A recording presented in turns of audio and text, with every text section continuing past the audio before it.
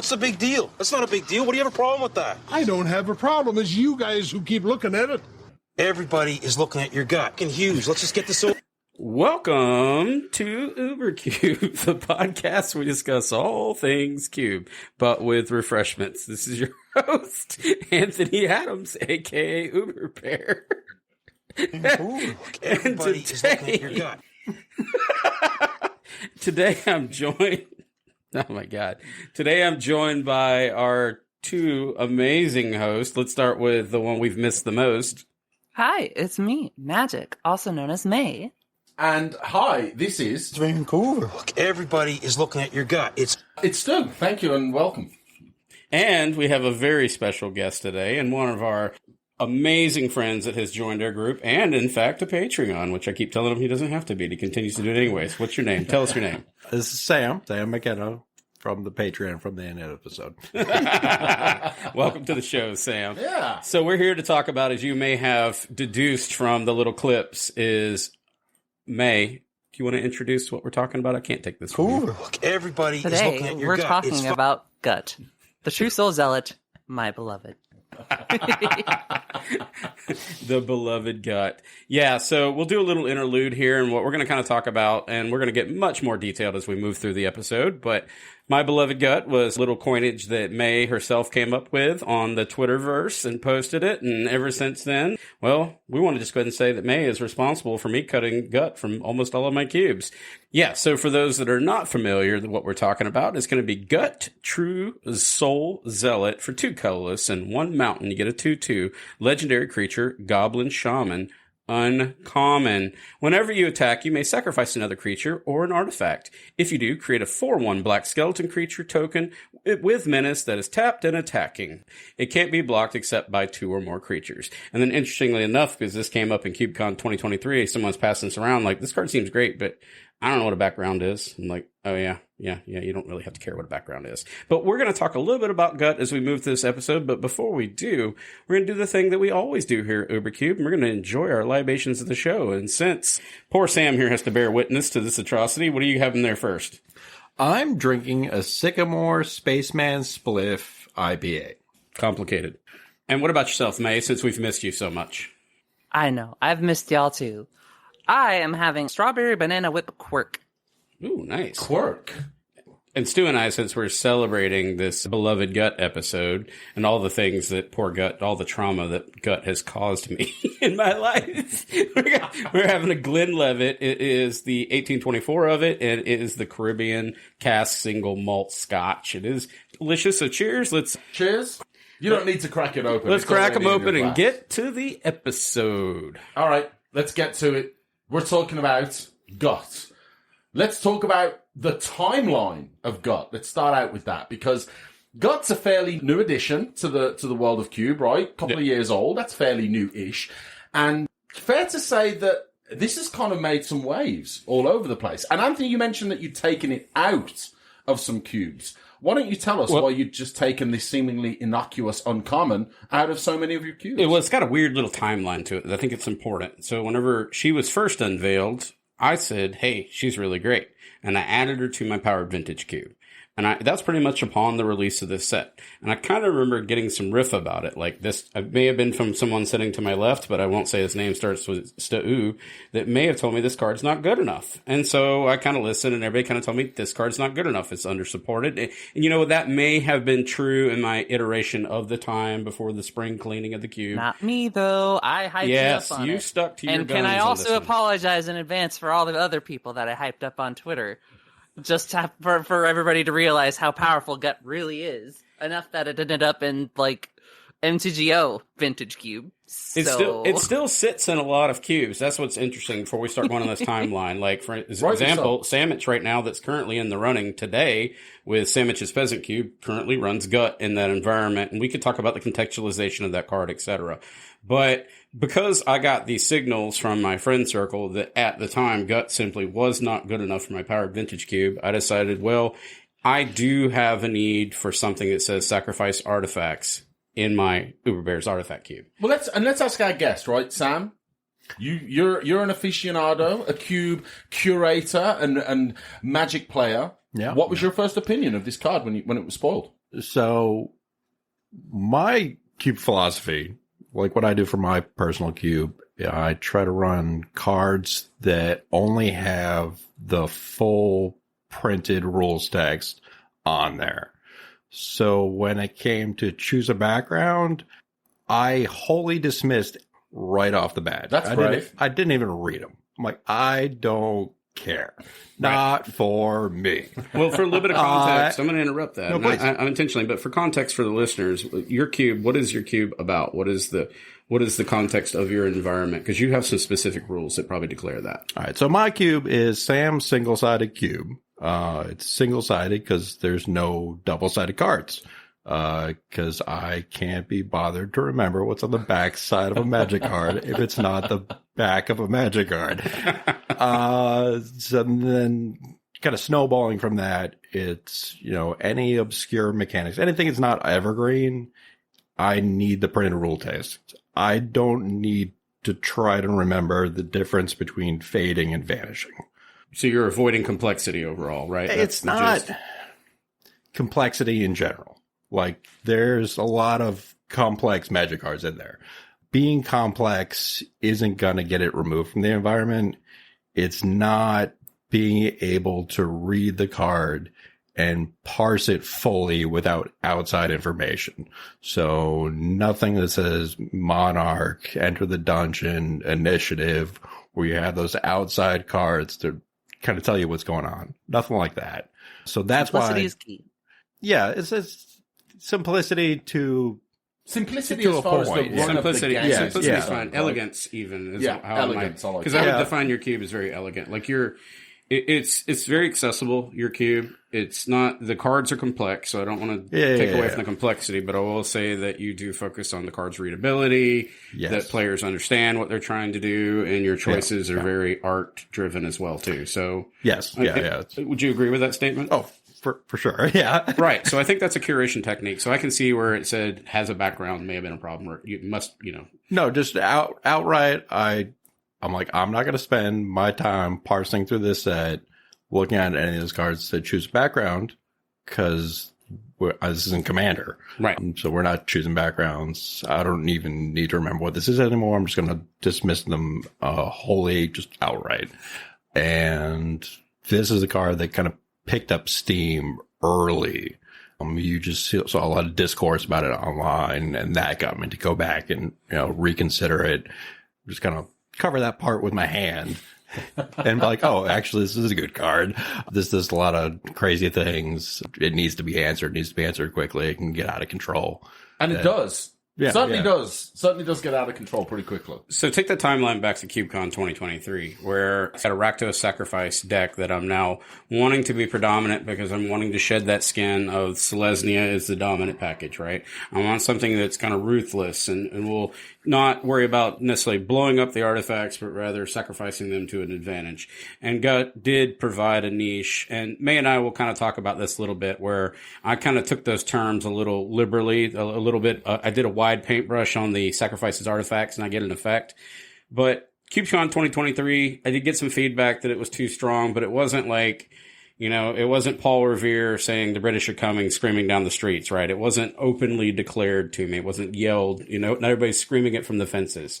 It was very subtle. And I have a good friend, Kirby, if I'm not mistaken, that may have flagged it for me during CubeCon 2023. He did. He did. Yes. Which leads to the irony as we continue Fairly this timeline. quickly as well. Say, hey, this might be utterly broken in this cube. I don't think it should be here. This is a vintage power level card, and it's just way too easy to abuse it in a cube that has so much support for it. But go back to the timeline when it was first released, and I entered into the Thunderdome of Anthony's Powered Vintage Cube. By my friend circle at the time, it was, this card simply not good enough. It was almost like a broad stroke statement. This card kind of went under the radar of a lot of curators. Then we move into the idea where you start seeing it showing up on the MTGO, and it starts doing work, right? We start seeing players do the thing. You got May that does the tweet that goes around the world about her beloved Gut. Right, May?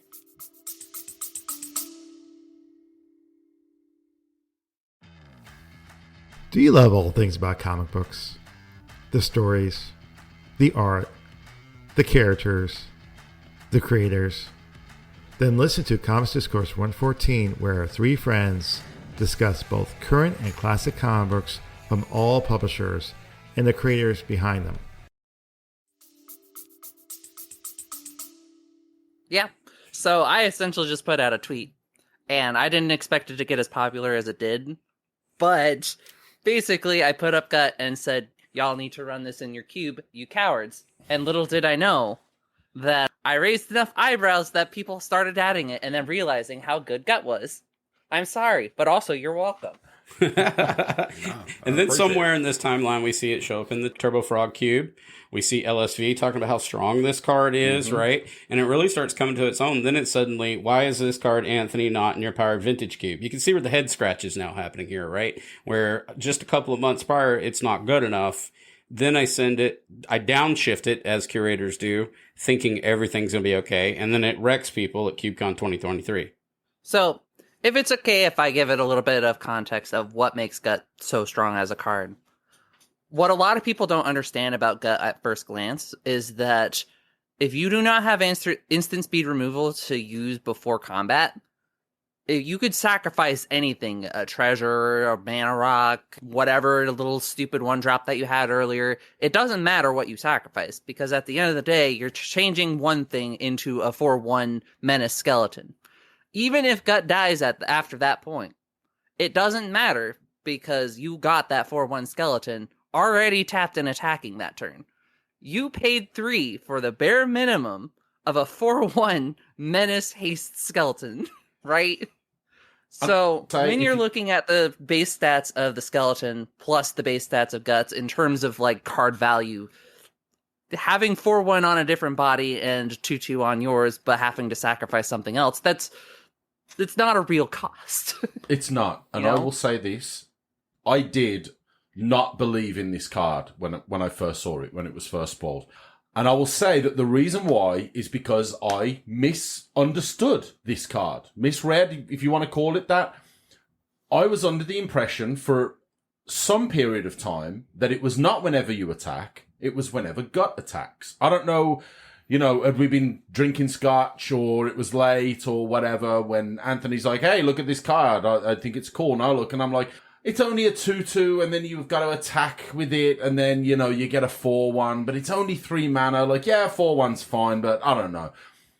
But it's not.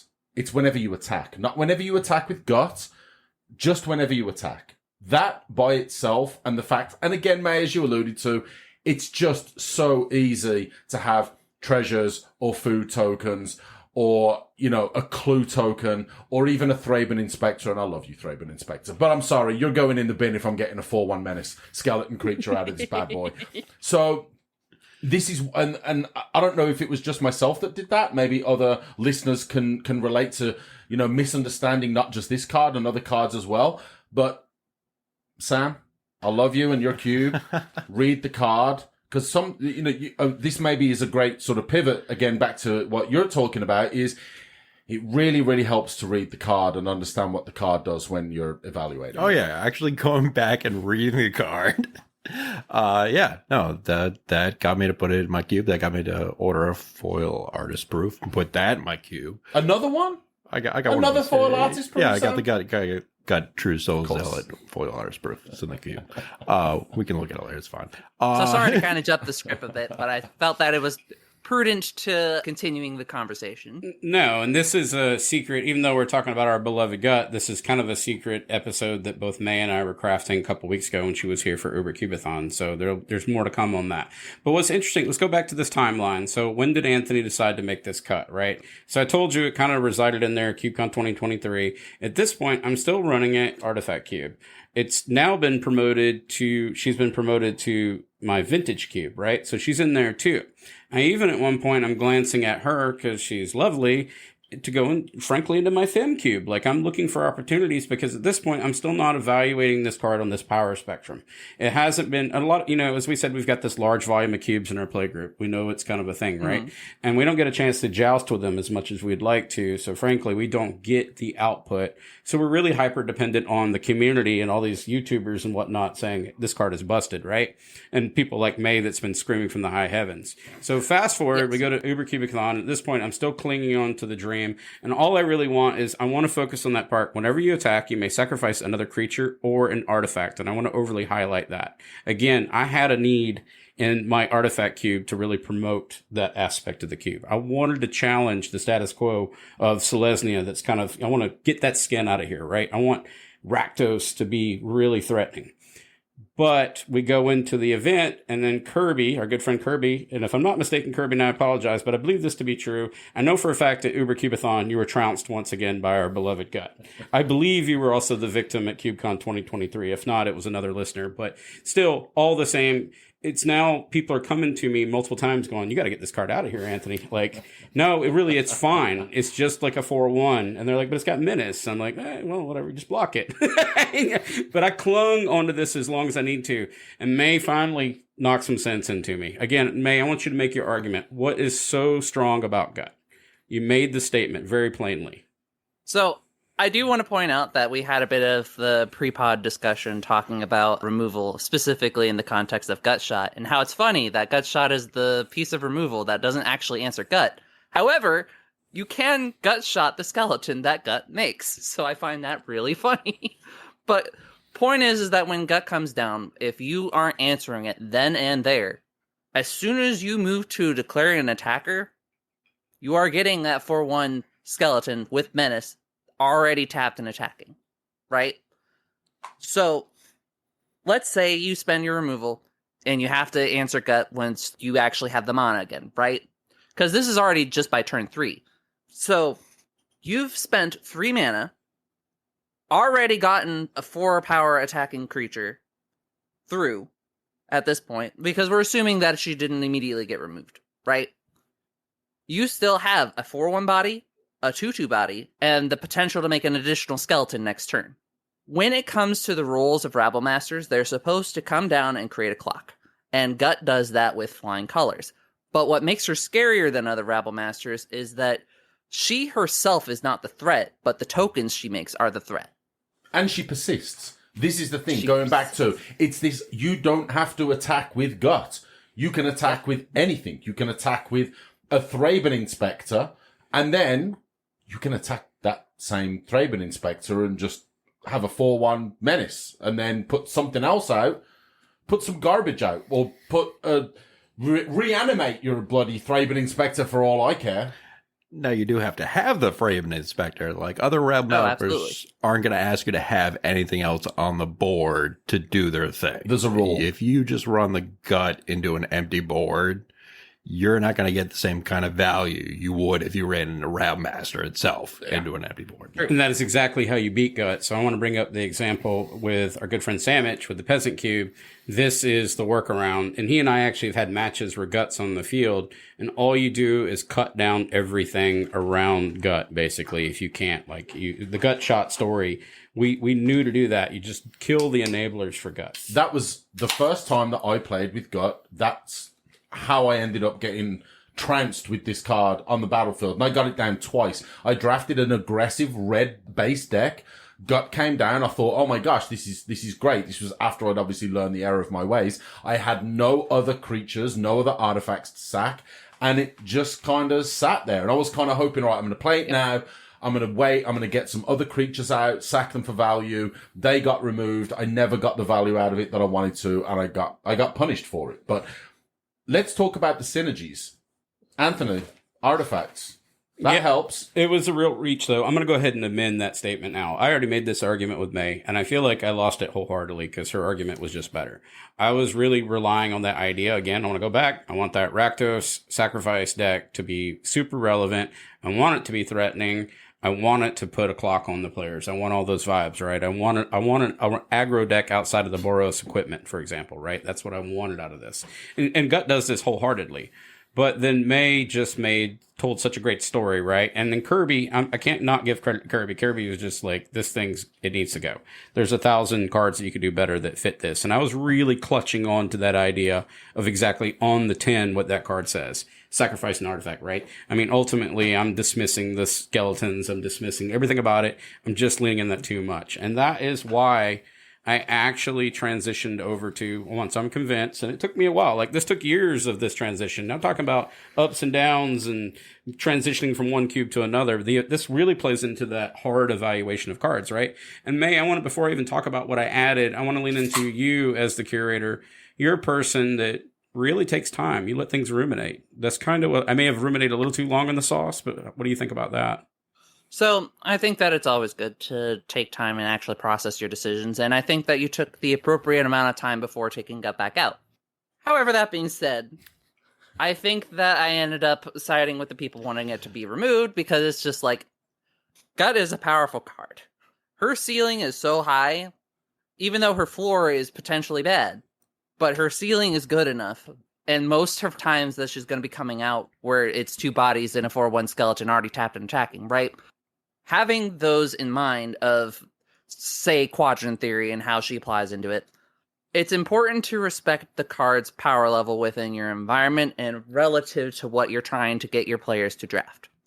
And you had enough time to let players kind of play around with Gut, see how good it was, and it's the horse situation that we've explained many times, where the third time you're finally starting to believe that you're a horse. Right. And it was super cringe for me to take it out, to be honest with you. Even the day I cut it, which was like early last week, I just simply did not get any. It's because you're on my side of the fence. Brought now. me You no now joy have a to respect cut for Gut. Yes. So problem solution oriented, right? So we're going to kind of get, before we move over to the Rabblemasters and we kind of progress into that, it's always good for the listeners to hear, like, what was the solution to the problem? And I don't know if this is the best solution, but when this card was released, this was a card that I looked at, and this is a little bit of irony for you. Before I read this card, I was thinking, man, that card is just way too good for this cube. Meanwhile, Gut's still in the cube, right? So that kind of that should throw off some sensors there, right? But Crime Novelist for 2 colorless and 1 red, you get a creature Goblin Bard. It's an uncommon. So I'm kind of doing this as spec. It's a 1/3. And whenever you sacrifice an artifact, put a 1/1 counter on Crime Novelist and add 1 red mana. I just thought that this card could go a little bananas, but as I've progressed this cube, and we're going to kind of talk about that a little bit, I just want Sam's thought on this. I tried to do it's a different spectrum of the set. It's a payoff opposed to the aggressive part of the payoff. Yeah, what do you think about this decision? Yeah, it's definitely a payoff. It doesn't do anything by itself. It can get kind of large. It doesn't do anything by itself. Like, you have to have a sacrifice outlet or at least treasure tokens or something for it to do anything.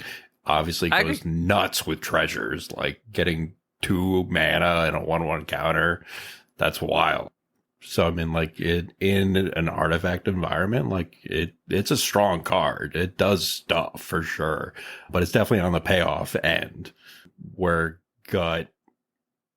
Yeah, Gut was a real reach. Yeah, like we talked about this recently, May. We're talking about it was the Vault Tyrant, and I kind of said, well, it says an artifact, and you're like, I feel like you're really reaching. Well, I feel like maybe in retrospect, I was really reaching with Gut too, even though it filled a niche and did the thing, right? Ultimately, it was kind of me reaching, clinging on that word artifact, ultimately, right? Yeah, Crime Novelist. Yeah, the artifact part for Gut's like the graviest of gravy. Like, I'm actually going to make I'm going to disagree with you, right? Not because I think of your reasoning for why you wanted to add the card in that perspective, but I actually feel like, go back to the original discussion that you had about Selesnya was just going bonkers in that cube, and you just wanted a very powerful card that would elevate that red or Rakdos drafting choice, right? So the players now have this option where instead of going bananas with Selesnya, which was just clearly the choice, now they have black-red. Yeah, no, and it attacks Selesnya on that line where their artifact or removal isn't nearly as good as it would be otherwise, because you're sacking your own artifacts. Like, oh, it's out there, it's gone. It's a 4/1 skeleton. It makes their naturalized effects and all those creatures with naturalized effects kind of a moot point, right? It's great. I want to really kind of affirm what you're both saying. I took a soft approach to this. Frankly, I did want a spearhead, right? That's what Gut was a spearhead. I think Crime Novelist does a good job of filling that role. May, what do you think about Crime Novelist before we move on as far as that choice? Yeah, so I actually agree a lot with what's already been said. I think my main point is that I also see it as a potential Johnny card as well. When it's a payoff to do the thing, it's a perfectly serviceable card. However, it also has the potential that people are going to look at it and be like, how am I going to combine it with some other things that do really spooky things, you know? And I think that reason alone is enough that I would include it. But that's just my own flavor as a cube curator. Well, let's wait for about another 2 years where you all tell me that I'm insane and this should be powered vintage, as it always does. So kind of what we did here with Gut, kind of the overarching theme, our beloved Gut, was the concept of Rabblemasters. And this, as I mentioned before, was an episode that May and I had the pleasure of kind of brainstorming in my office, coming up with. We didn't get a chance to record it, and I'm kind of glad we didn't, so we can get us all together to talk about it. But I think we're on to something here. And what makes some of these Rabblemaster variants, and in the place of Gut explicitly, is she did not have to go into combat. She didn't have to risk herself. I think that's the biggest takeaway, right? Yeah. She's just launching missiles, ultimately, right? Mm-hmm. That is kind of the problem of the cards. That's what makes them interesting. It's that immediate board presence. May, I don't want to take this away from you. Do you mind taking on this first, the one that gave the name, the one that the nomenclature is attached to, please? The classic. It's Goblin Rabblemaster. 2 in a red Goblin Warrior. 2/2.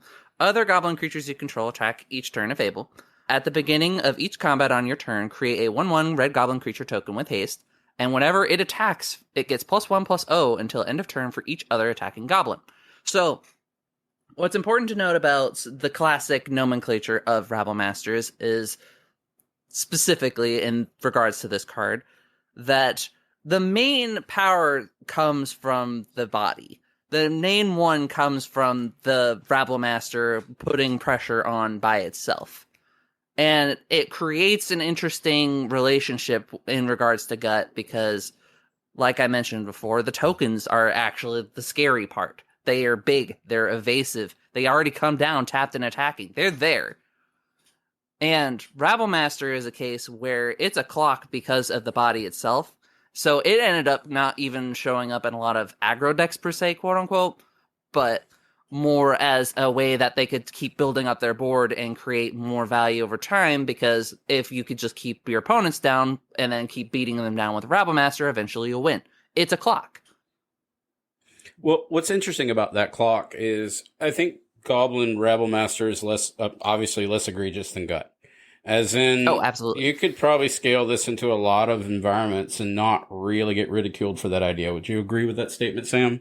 Yeah, Rabblemasters fair. It's good card. It's a safe card. It has a lot of stopgaps.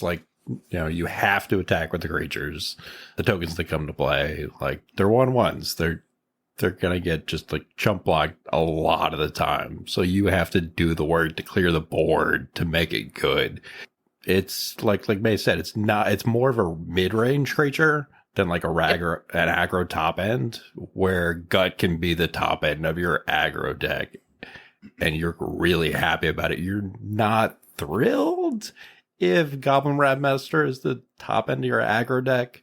I think you're in trouble if Goblin Rabblemaster is the top end of your you're aggro not deck. thrilled. Unless the cube is designed for 3 drops to be the top end, and you're really getting a lot of payoffs for whatever you're doing leading up to getting Goblin Rabblemaster out. But I think it's another one of those classics that's just lost a lot of its allure over the years. Well, I mean, it was never. Versus Gut, you can just slam a bunch of 1 or 2 aggro, drops and then just start sacrificing them the rest of the time. It's just all right, well, you can't deal with all of my things. Yeah, Gut's even if you get rid of Gut, I still have my my skeleton. So. And Gut goes just as well in those mid-range decks where you'd be thrilled to have the Goblin Rabblemaster. So yeah. I'm still a fan of Goblin Rabblemaster. I still run it in my Power Vintage definitely. Cube. It Great still card. does the thing. It definitely has aged, but it still puts a clock on people. It's a relevant mono red aggro deck, so I'm still proud of it.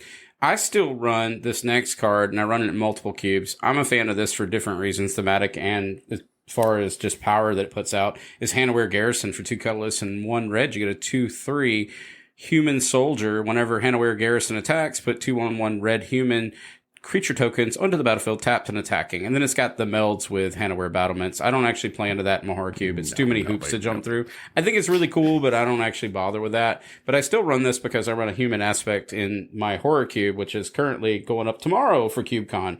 But I just think it's interesting because it puts threats on the battlefield. I still run this actually in my Power Vintage Cube. It's dated, I realize that, but I'm loose at 540. I can get away with that because I run Goblin Bombardment and things like that. So it's just a it's a good filler card for a good push, in my opinion. What do you think about that, Stu? It's a stretch for me. I'm not going to lie. I think it's a little bit of a stretch, even at 540 with a powered vintage. It doesn't do anything when it comes down. It comes down as a 3-mana 2/3. You have to attack with it to get only 2 1/1s, and they're tapped and attacking, which, 2 1/1s isn't really a whole lot of pressure. I think this card has seen its day. Yeah, I think it's kind of pushing. But you put it in the environment where I'm running aristocrats and stuff like that, this card has not seen its day. Yeah. That changes the whole context of this card. It's still very powerful in that environment. For sure. I think you can get away with it in a lower power. And again, for an aristocrat, it's actually very, very good. Like, potentially you get this to come down, you attack with it. You can, if it's getting through, then great. You just leave it to attack and you get your extra 1/1s. Or if it's not, then you just sack it to a goblin bombardment or the like. And now potentially you've got, 3 hits on a card like that, which is not bad. But I don't know. It's a little on the slow side. It's, to me, like I say, I think it's kind of dated. It's generally considered to be the worst of the Rabblemasters. I would agree with that, too. Exactly. Yeah, I would agree with that. This next one, Sam, would you mind picking up this card? I like this one, too. Oh, Kranko? Yeah, Kranko 10-string Kingpin. Whenever Kranko, let's see, 2 and a red for a 1/2 for a short time. Legendary creature goblin. When Kranko 10-string Kingpin attacks, put a +1/+1 counter on it, and then create a 1/1 red goblin creature tokens equal to Kranko's power. Pretty good. Yeah, Pretty good. I like it with some equipment and whatnot. It obviously has a drawback, the same as the Handward Garrison, where it doesn't do anything the turn it comes down. No. So like that's really the only thing against it. That's what's holding it back compared to some of the other things. You have to untap with it and attack with it to do stuff where some of the other cards aren't going to ask that much of you.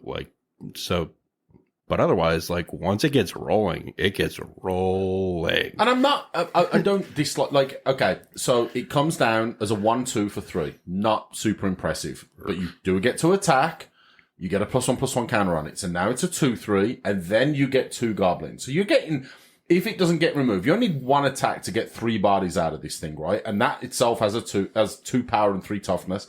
And you've got 2+2 1/1s.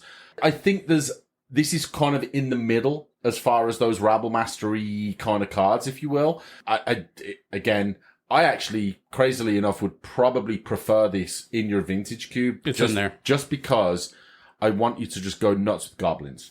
Yo, I run them. For you to make goblins great again in your vintage cube. Yeah. I want Krenko Mob Boss. I want Grenzo Dungeon Warden. I want the whole 9 Too far. yards. You get the whole secret layer, right? Exactly. How's that copium tasting? Oh, jeez. I'm huffing the copium right now. This How does it one feel to also want? rewards you for being able to supplement with, pants, +1/+1 counters, anything else from the outside where you're, in addition to like, obviously boosting his power and toughness, like you get more goblins. Like you don't get rewarded like that for some of the other Rabblemasters. So. Yeah. Maybe I have a bit of a hotter take. I actually think that it'll thrive better in lower powered environments compared to some of the environments that we've talked to where a lot of these other Rabblemasters have appeared. Because what Kranko really excels at is when the removal is either sorcery speed but cheap, or when it is expensive. So spending somebody playing 3 for murder in order to get rid of your Kranko, it's not an unreasonable ask within the context of that environment. Versus, you go into a vintage environment and it's just like, yeah, it dies to the slightest breeze. Right. Yeah. You're not gonna Not get the gut chance shot. to attack with it. Still not gut shot. But imagine a cube where like combat tricks are not very prevalent in a lot of cubes, right? I don't know. I'll look at all 3 of you right now. How many of the cubes that all 3 of you have a prevalence of combat tricks? No, I wouldn't say prevalence. I have them. I tend to like them more than most people, but I wouldn't say like prevalence. them. I like them as a mechanic. I'll go all the way back to my, modern days, back in the day when I used to play mono green, and that was not built around, but a huge number of wins that I would get would be around playing like a Vines of Vastwood or an Aspect of Hydra with enough devotion. And I would get wins literally like 1 green mana. I've only got 1 creature that needs to get through because I'm dealing so much damage just with that 1 creature. So you can imagine something like Krenko. All you might need is, you could get a Become Immense or a Mutagenic Growth. I mean, Mutagenic Growth is free. This is 2024. Free spells are your Chanel number 5s. They're very popular. They're very trendy. That's the kind of effect that I think would really make a card like this shine. And I will be honest, if I saw something like that in a cube and that was prevalent, I couldn't wait to draft it. So what's interesting is we'll read this next card to you, but before I do that, I'll prelude it with, you'll see how contested this red 3-drop section is in terms of Rabblemaster. So far, we've talked about our beloved Gut. We have talked about Goblin Rabblemaster. We have talked about Hanawir Garrison, Mr. Garrison, and we've talked about Krenko, 10 Street Kingpin, and now we're going to talk about Legion Warboss. Legion Warboss. Yes. For 2 colorless and 1 red, you get a creature, Goblin Soldier, Mentor. Whenever this creature attacks, put a 1/1 counter on target attacking creature with lesser power. At the beginning of combat on your turn, create a 1/1 red Goblin creature token. That token gains haste until the end of turn and attacks this combat if able for a 2/2. Now we've gotten interesting. We've got Spice again. We've got it now so that it says Legion Warboss doesn't have to go into combat again. You can now hold back the Warboss. It doesn't have that whenever Krenko 10 Street attacks, right? Getting just a 1/1 red Goblin creature token every turn if you don't attack with the Legion Warboss, because obviously the Mentor is the reason, kind of the squeeze or the juice, right? It's what really needs to make the squeeze worthwhile. I don't know if the juice is really worth the squeeze a lot of the time. I think this is a very commandery kind of card unless you're really going hard with either the Mentor ability or the Goblin as a type in your cube. I honestly think this is one of my least favorites as far as these are concerned. I don't know if that's something. I definitely agree with Stu. Like, in terms of all of the Rabblemasters that we've had at this point, it represents how far that we've come from Rabblemaster design when we move from Legion Warboss to Gut. Because Legion Warboss does a similar thing that Gut does, where it creates the presence with your tokens. Because the fact that every time that you attack with them, you put another +1/+1 counter on another one of the tokens that you just made. So you're making 2/2s every turn instead of just those 1/1s every turn. And one of the biggest issues with Rabblemasters is the fact that they tend to make 1/1s. But relative to what this was trying to do for the time, it was a pretty okay clock for what it was trying to do. But again, it just requires a lot of work in order for you to get it to work that Gut doesn't have. You guys make my heart hurt because here's the real spoiler. I run every one of these in my cube. In what cube? My power cube. You shouldn't. They work. You should. I disagree strongly. We'll look at your red section later. I've drafted your vintage cube on a lot of occasions, right? Yeah. It's the cube that I favor probably the most out of all of your cubes. And my least favorite. And my win rate is not terrible, right? Whether that's due to my skill, which is doubtful, or my opponent's, which is probably more likely. But I cannot think, right? And I've got a very, very good memory when it comes to occasions that I have drafted your cube and had a great record with Legion Warboss. And I'm going to tell you right now, it's not looking good. It's not looking good for Legion. No, so I love it, but it's cute. I love it too. I love it in my mono red Goblins commander deck that I also don't play because it's not very fun and it's not very powerful. It might have been 5 years ago, but it's not very good in 2024. Well, let's go with this aspect. If I were to take this cube and I was to cut it down to 450, which I've actually decided not to do intentionally because our good friend Samich has a 450 and I just don't want to have 2 cubes that look exactly the same. I think you could updo this to 720 and still not put those cards in there. Perhaps. And no one would be I don't know if I necessarily agree with that statement, but everybody else is not in there. Hang on. I got some high fives. I've got some support here, Sam. Thank you. As somebody who not too far along ago's cube was 720 powered and did not have a Legion Warboss in there, it can be done. So, Sorry, Anthony. Princess has now appeared. Princess, I'm going to ask you to weigh in on this Rabblemaster debate. Nope. Princess has nothing to add. All right, we're going to move on over to I kind of wanted it. There's a sub theme here. It was about the creatures that kind of armies in a can. That's where Rabblemasters kind of come from, and whether or not the distinguishment of what made power level as to whether or not they went into combat. I think that's kind of been the dividing factor. That's been the pros that's been passed around this room. What mattered was, did I have to risk this creature for the biscuit anyways? Was the juice worth the squeeze? That's come up a lot in your statements. Exactly. May, would you mind taking on this next one, please? And I'm going to have you and our friend Sam here do an evaluation of this card together. So the next one is Adeline, Resplendent Cathar, which is 1 white legendary creature human knight for a star 4 vigilance, and her power is equal to the number of creatures you control. Whenever you attack, for each opponent, create a 1/1 white human creature token that's tapped and attacking that player or planeswalker they control. So, first of all, extremely powerful card, and the fact that this was printed in Midnight Hunt of all things was hilarious. But despite that, it's a really good card because that 4 toughness is extremely relevant. Yeah. Once again, she's not the one that has to attack. But even though you're making those 1/1s already tapped and attacking, it doesn't matter because you already have that built-in payoff for Adeline to not have to attack if you don't need to. At worst, she just has that 4 butt with vigilance to be able to block things off. And that's what a Rabblemaster can do in the color of white. Yeah, no, being able to sit back, even without the vigilance, with that 4 toughness is just huge. That vigilance is gravy, though. Yeah, no. It's such So gravy. much gravy. Well, I mean, Brimaz delicious. was already showing its age, and if anyone was still running it and really needed the slot, like Adeline put it out to pasture for sure. Well, you just tripped across what I was expecting here. So this is interesting. Going back to that gut dialogue when Anthony added gut to his Powered Vintage Cube right when it came out, and everybody said, what are you doing, right? This card is not good enough for Powered Vintage Cube.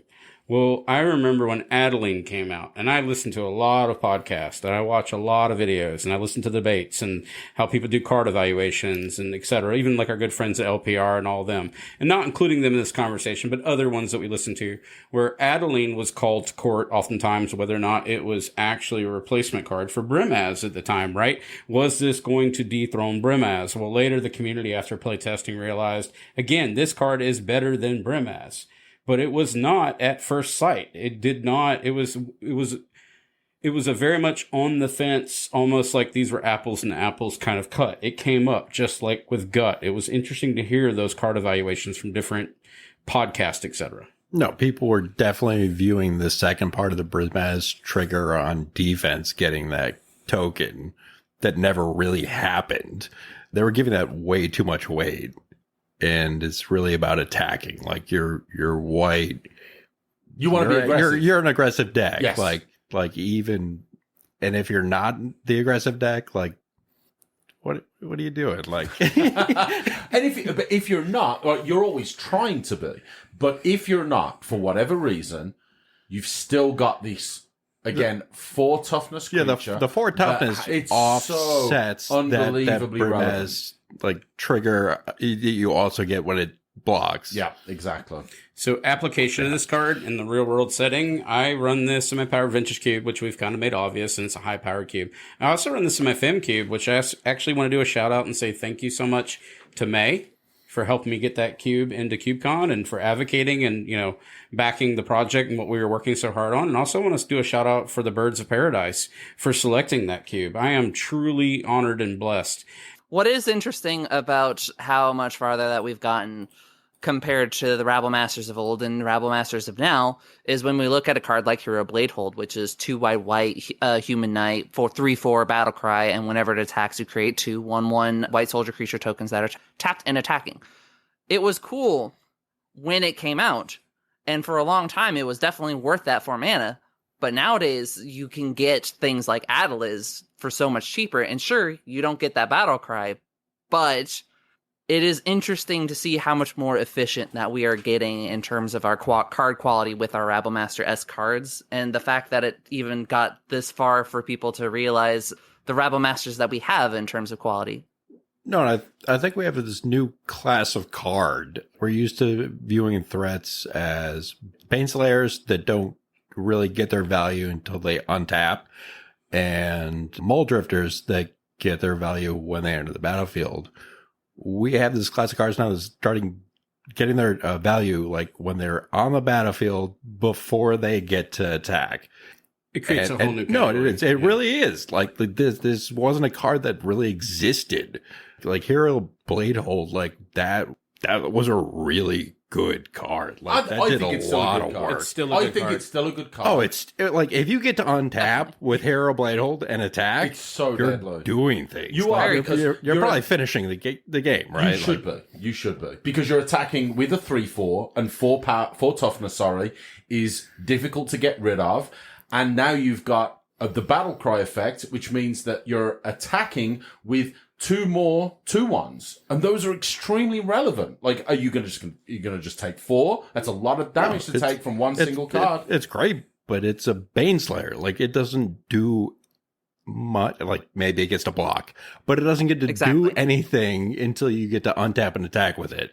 And having this classic cards as threats, where you get that value like halfway, that does a lot. It really pushes out those Baneslayers even more. I'm all about that quickening the clock, and I think it's fun, and that's where we're at in Magic. So before I make my next statement, but I do think that cards like, and I run Adeline again in 3 cubes right now. I run it in my Power Vintage Cube, I run it in my Fem Cube, and I also run it in my Tuta Giant Cube for different reasons, different aspects of the game.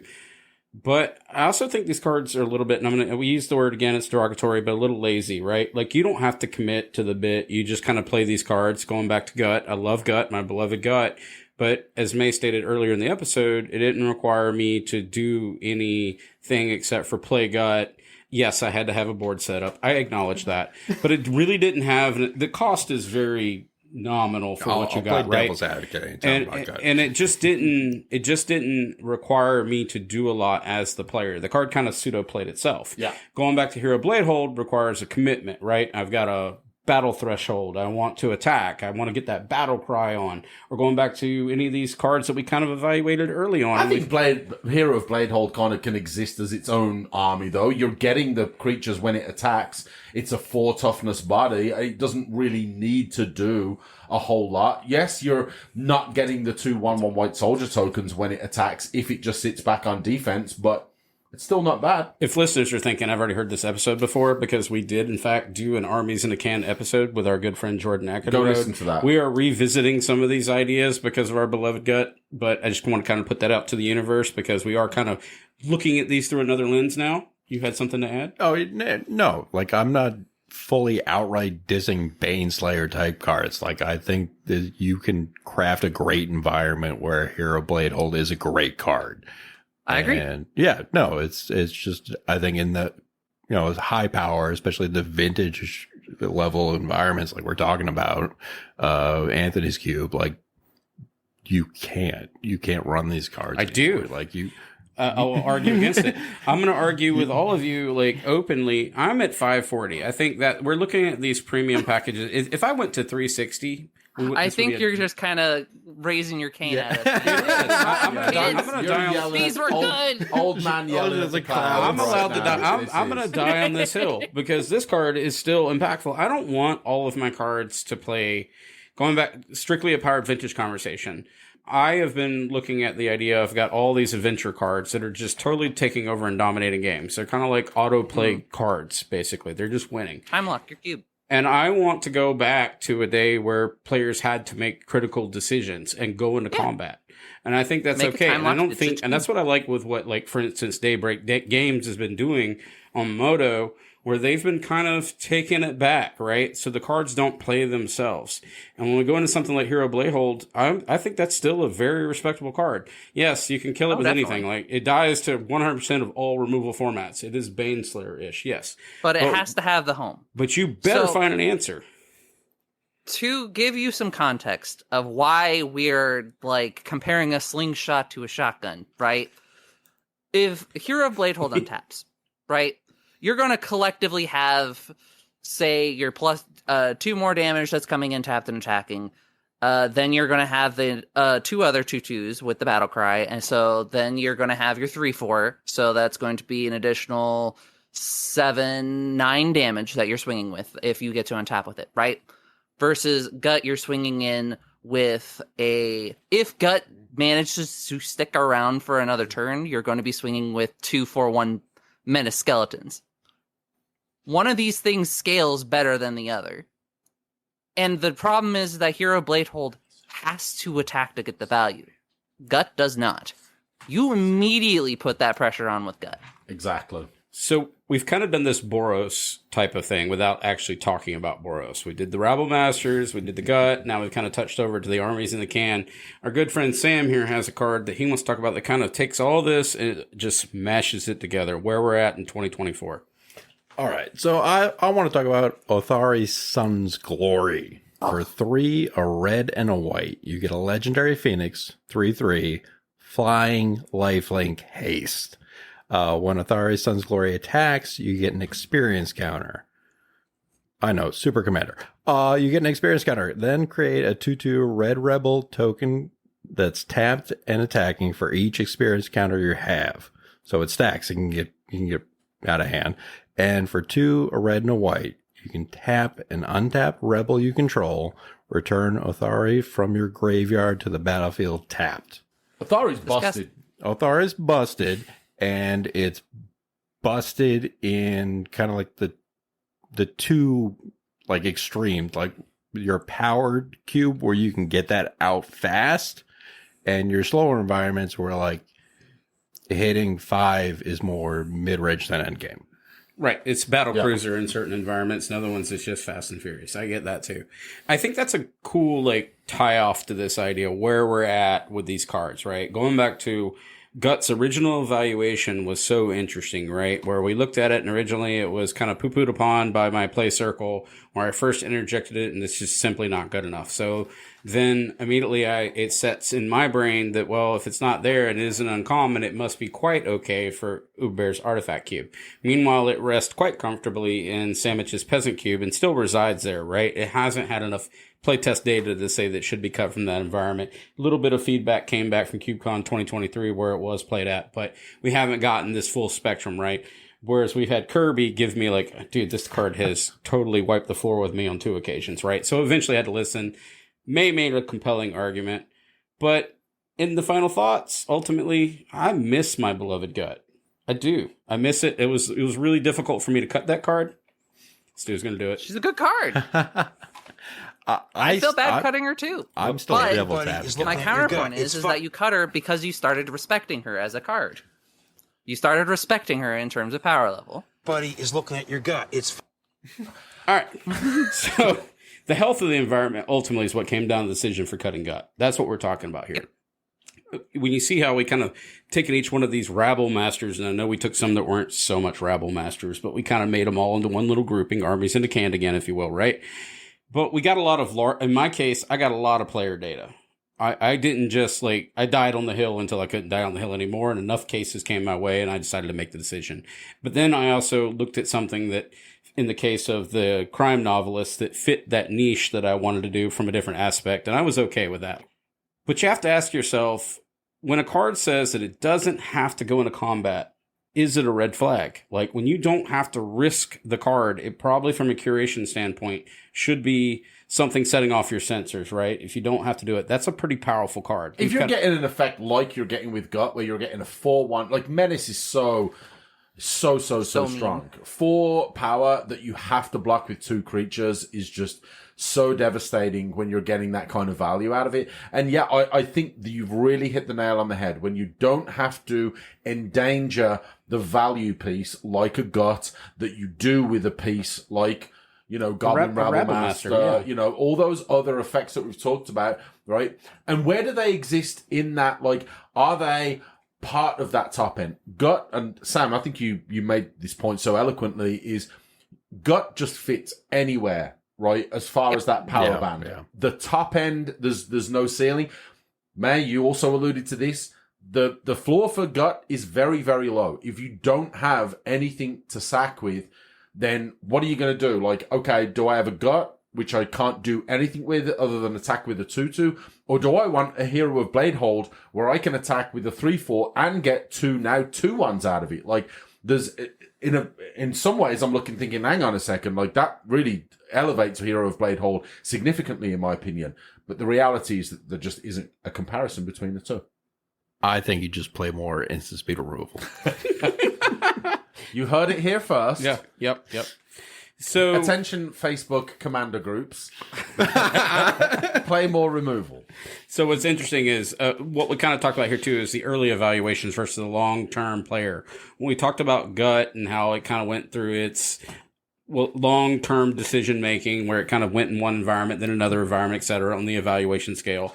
And then we kind of talked about when we went into Adeline versus Brimaz, where those were being cross-compared to one another and people were uncertain in playtesting. Play data was required, really speaks volumes about how this cube community overarching has really started communicating on a grand scale, right? We have a lot of resources, a lot of podcasts, a lot of videos, a lot of documents that we can now get our hands on to get in there earlier. But it still ultimately takes you as the player, as the drafter. Context does matter to these type of cards. Would you agree with that, May, as we close out this statement? Absolutely. Context matters. Yep. And other than that, I hope this has been a fun episode number 99. I do have one little minor or multiple announcements we want to get in there. When this episode comes out, CubeCon 2024 votes will still be ongoing. And we will find in the Thunderdome will be Uberbear's Artifact Cube during that time that I would really love your vote. Also, in addition, at that point, we're going to have Samich's Bug Samich Cube, which is just got high marks from the UberCubeathon, right? It's a really good one. Just really good cube. And then Kirby's going to have a cube that's going to be coming up at that time. And if I missed anybody's names, I apologize. But a lot of our friends in our group that have really gotten there. Everybody is looking at your gut. Fucking huge. Let's just get this over with. Look, And other than that, we're going to move over to the socials. All right. First of all, I want to give a huge shout out to all of our patrons. And let's start with none other than Sam McKenna, who joined us on this episode. Thank you so much, Sam, for coming out and hanging out with us, coming and joining us on the show. It's been a real pleasure. And you again, we talked about Sam's Cube a little bit. Sam's Cube is another one of these, like, it's not just beautiful from a design perspective. It's beautiful from a visual perspective. The artist proofs, the foils, all that kind of stuff. Anthony's very particular about the foils and, the art in some of his cubes, not just his power cube, but the fem cube and so on and so forth. So Sam, your cube is a joy. No, it's aesthetically driven at this point. Like, I've gotten to the point where I was happy with the power level, the size, the general themes and stuff, and then nothing coming out this set really for me, or maybe one or two cards. Like, what can I upgrade? Oh, I could get a fancier version of this. I could get a fancier version of that. And then sooner or later, you end up with a whole box full of shiny cards. Do you ask for no receipt upon purchase like I do? Question mark. All right, we're going to now move over to our real socials. So again, to our patrons, Keaton Schultz, Lord Justice, Chris Singer, Nicola Point, Stephen Conafalt, Preston, and our very own Sam McKenna. Thank you guys for the ongoing support. It really makes a huge difference. Again, thank you so much. If you want to get in on this all MTG Cube discussion, you can go check out the Facebook drafting page at facebook.com/groups/MTG Cube with our very own Mr. Anthony Adams, who is an administrator over there. You never know. You know what. It's almost happens. 900 now. When you become a moderator we do of that. An online group, things happen to you. Ban hammer. It changes. If you love the show, we would truly appreciate, give us a 5-star review on your chosen podcast platform. Goes a long way to getting the podcast out there to anyone that we would love to bring in and introduce this wonderful format of Cube. And congratulations to our beloved May for getting the Fae Cube actually in CubeCon 2024, where I am so hyped to see that cube again. Yay! I love that cube so much. If you want to support the show, please use our Inked Gaming affiliate link, where you can get playmats, dice bags, mouse pads, etc. Custom and large products are available. It goes a long way to support the show. You can also find us at Twitter at UberCubeMTGPod. You can reach us at UberCubeMTGPodcast@gmail.com. And you can link us on Discord, where we're not using hashtag anymore, and I will put it up an actual link in the show notes where you can add that. It's getting big. The Discord's getting huge. It is. I'm loving it. I'm loving the conversations happening in there. And if you really want to support the show, and we would love this, help keeps the light on, let us we now have 3 microphones. We're gunning for 4. Our Patreon, where you can find us, patreon.com/UberCube. Thank you to our Patreons. Thank you to the one sitting to the right of me right now who is paying for these microphones. And then other than that, we're going to say thank you to May for being back again because we missed her. And then we're going to say the thing that we always do here at UberCube. And we're going to say, Everybody is looking at your gut. Fucking huge. Let's just get... Happy Cubing!